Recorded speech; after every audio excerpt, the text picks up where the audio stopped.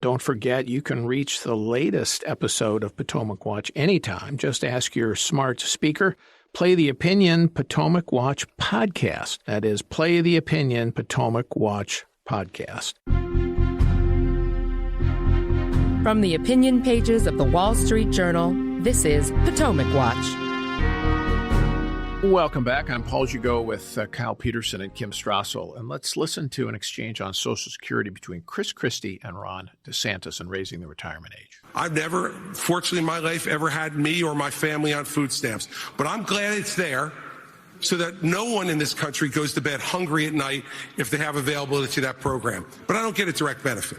The fact is, on Social Security, remember why it was established. It was established as a safety net program to make sure that no one would grow old in this country in poverty. That's what we got to get back to. Rich people should not be collecting Social Security. Governor, can you give me a specific age, 69, 70? What would the age be? No, look, that's going to be a power of a negotiation with Congress, Kirsten, and hell, I'm not going to start negotiating until I get there. One thing we have to do when we talk about the retirement age is just something that's changed in the last 4 or 5 years. Life expectancy in the United States is declining. So, Governor, yes country. Or no? Would you raise it? Would you raise the retirement age? When life expectancy is declining, I don't see how you could raise it the other direction. So it's one thing to peg it on life expectancy, but we have had a significant decline in life expectancy in this country, and that's just a fact. Kyle, let me roll that underhand pitch right across your batting position. Sure. I think that answer from Ron DeSantis is a little weaselly in that there has been a slight dip in rising life expectancy in recent years that seems to be related to the opioid epidemic and also COVID-19. But this is so small in the context of what we're talking about that it hardly even makes sense. Here's the official figures from the Social Security Administration. In calendar year 1940, male life expectancy at birth was 61. And now it is 74. For women, it was 66, and now it is 80. And you can also look at more specific figures for remaining years of life expected at age 65. 1940, it was 12 for men and 13 for women, and now it is 17 for men and 20 for women. And there's a little rounding in those figures.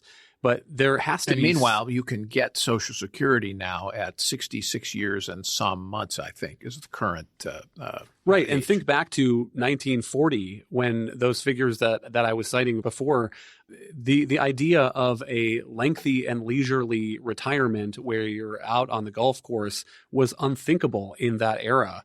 And meanwhile, we have a Social Security program that is running out of money. So the trust fund, it says it will be able to pay 100% of the scheduled benefits until 2033. And at that point, the money going into the program will only be able to pay 70% of the scheduled benefits. So that is not that far away. That is a decade out. We are talking about almost a 25% across the board cut in Social Security benefits. There has to be some way to square that circle.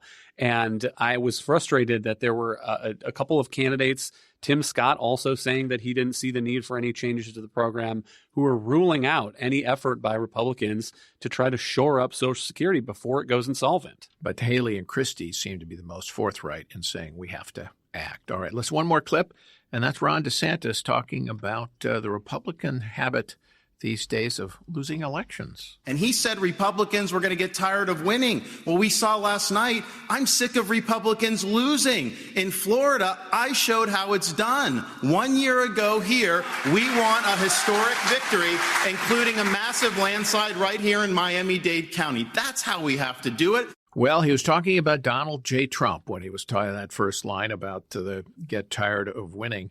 And, of course, that has not been the case for Republicans since 2016 when Donald Trump won that surprising election victory. 2018, they lost the House. 2020, they lost the Senate and the White House. 2022, they thought there'd be huge gains. Very disappointing pickup in the House. And, of course, they continue to be in the minority in the Senate. And now 2023, the defeats that we talked about yesterday.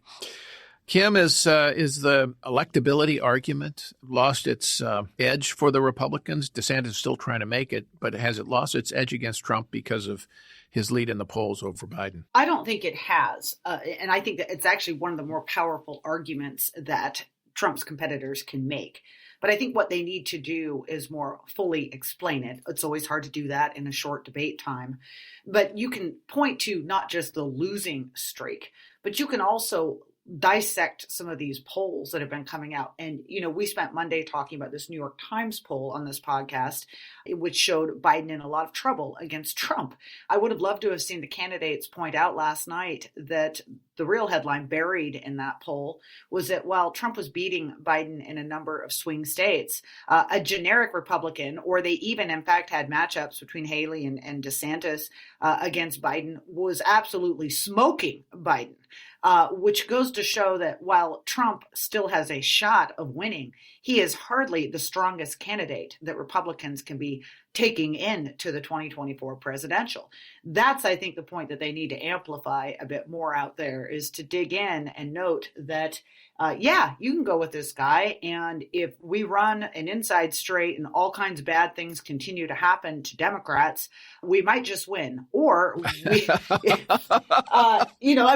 the kind of argument that Trump is essentially having to make. Or it's a new age, a new time. The Republican Party has new problems since when Donald Trump was here last, including Donald Trump as one of those problems.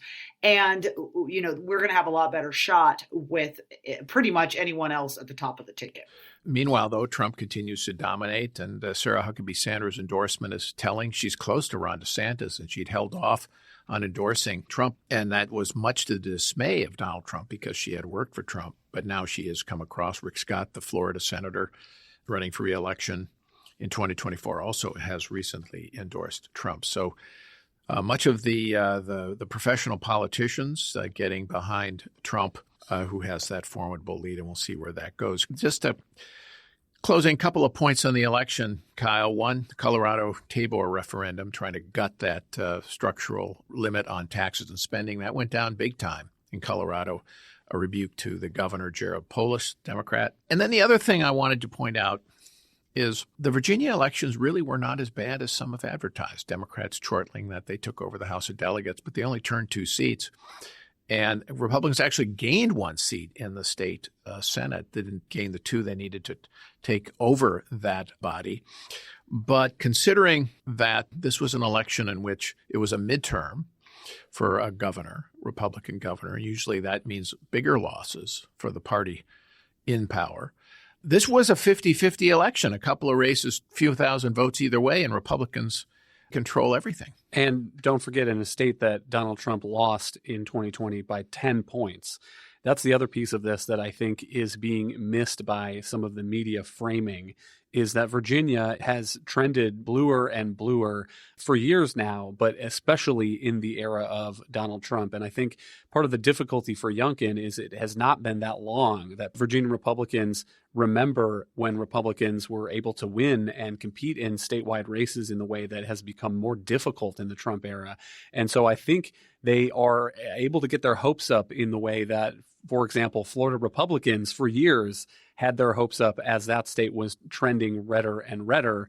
And I think maybe it's time to think about the fact that Virginia is more of a blue state now. And so the fact that you end up with a red governor, Glenn Youngkin, a Republican governor, and a almost 50-50 legislature there is quite an accomplishment running against the underlying political dynamic as it would be in a state like Maryland or Massachusetts or Vermont, where you have Republican governors occasionally. All righty, we shall leave it there for today. Thank you, Kim. Thank you, Kyle. Thank you all for listening. We will be back tomorrow, as we are every day, with Potomac Watch. Thanks for listening.